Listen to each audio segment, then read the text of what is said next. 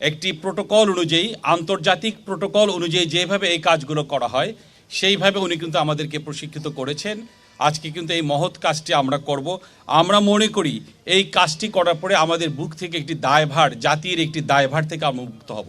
আমরা সর্বশক্তিমান আল্লাহর সাহায্য চাই যে আল্লাহ পাক যেন আমাদেরকে তৌফিক দেন, আমরা যেন সেই সকল নাম জানা শহীদদের পরিচয়টা শনাক্ত করতে পারি।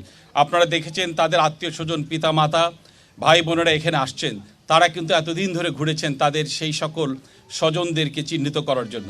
আমরা অবশ্যই দৃঢ়ভাবে বিশ্বাস করি আজকে থেকে যে কাজটি শুরু হবে, আমরা জানি না কতদিন লাগবে, আমরা অবশ্যই আমাদের সেই সকল আনাসদের উত্তরসূরি যারা এখানে শুয়ে আছেন তাদেরকে আমরা শনাক্ত করতে পারবো, যারা বুকের রক্ত দিয়ে দেশকে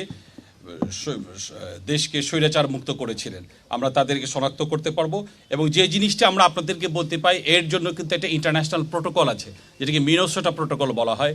সেই প্রোটোকল অনুযায়ী আন্তর্জাতিক প্রত্যেকটা স্টেপ লক্ষ্য করে আমরা কিন্তু আমাদের বিশেষজ্ঞ আন্তর্জাতিকভাবে, উনি 40 বছর ধরে এই কাজে প্রায় 60টির মতো দেশে কিন্তু এই কাজ করেছেন, এই কাজে নেতৃত্ব উনি দিয়েছেন। তো সেই প্রোটোকল অনুযায়ী আমরা এই কাজটিকে সম্পন্ন করব।